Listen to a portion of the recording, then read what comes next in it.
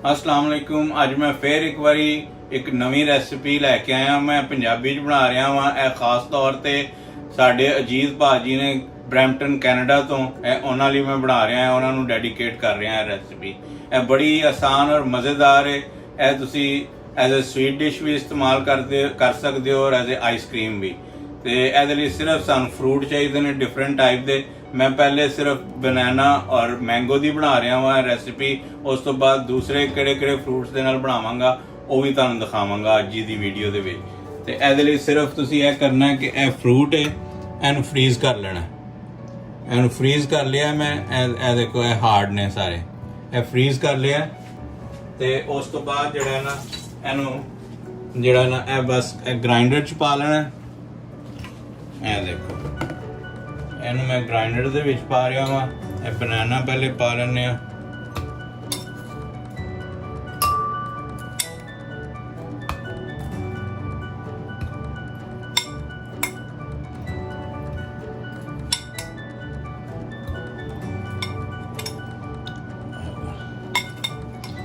ते मैंगो भी फ्रीज किया होया है।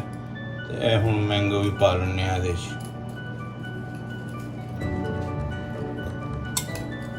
सब कॉन्टीनेंट दे विच जदों फ्रूट सस्ता होए उदों तुसीं यह जिहड़ा ना फ्रूट खरीद के ते इहनू फ्रीज कर सकते हो।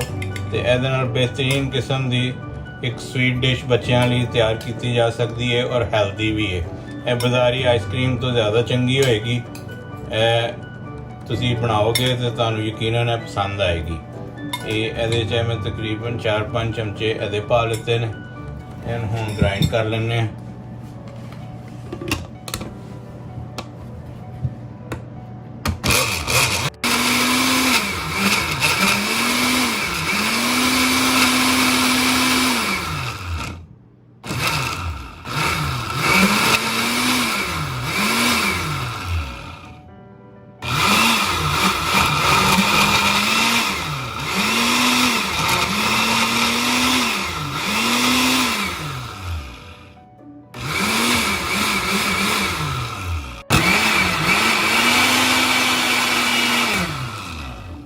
यह हुण तैयार हो गया। इन बाउल च कढ़ लैने।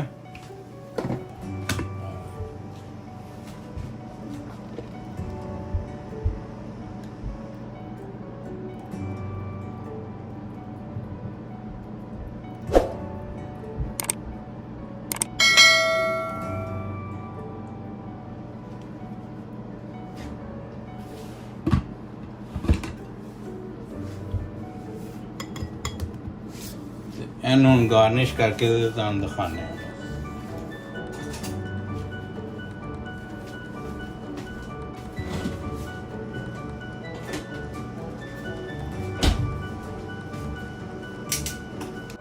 बच्चे इनू विप क्रीम दे नाल बड़ा पसंद करते हैं। तो इसलिए मैं इनू विप क्रीम दे नाल गार्निश कर लेना।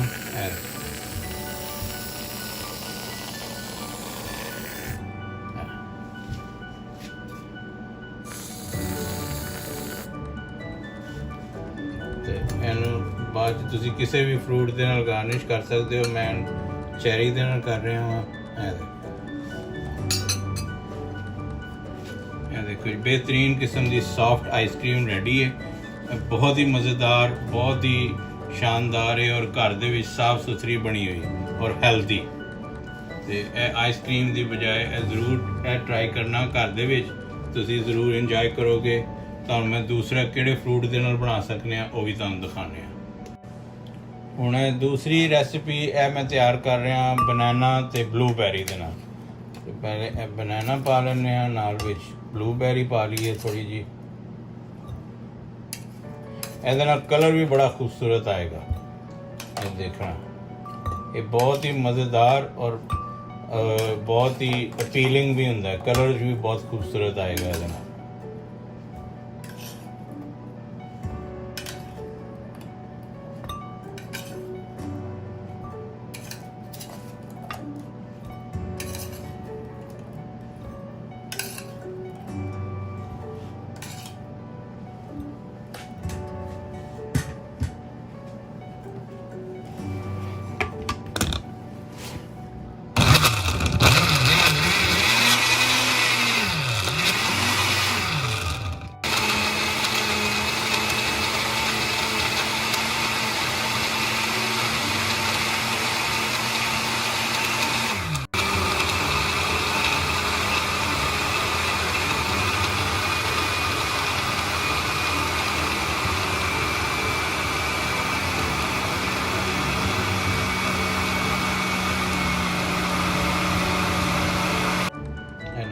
दूसरा भी रेडी है, ये देखो ये भी ਅਸੀਂ ਕੱਢ ਲੈਣੇ ਆ।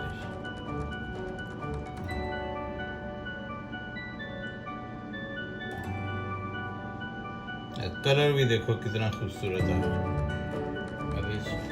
ब्लूबेरी की वजह से कलर जो है वो पर्पल हो गया, बहुत ही खूबसूरत। एंड भी असी गार्निश कर लेने।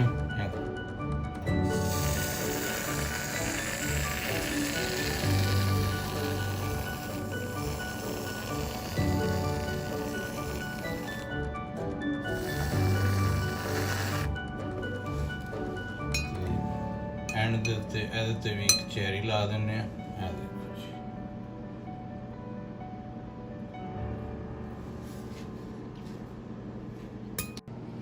ਇਹ ਹੁਣ ਮੈਂਗੋ ਤੇ ਰੈਡ ਬੈਰੀ ਦੀ ਬਣਾ ਰਹੇ ਹਾਂ ਅਸੀਂ।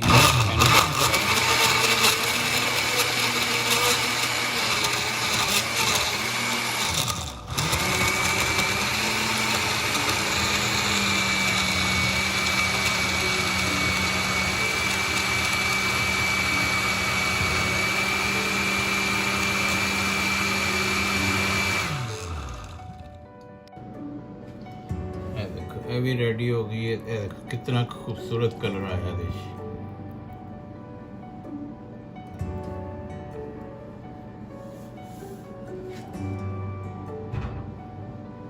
एंड में गार्निश कर लेने ऐसे।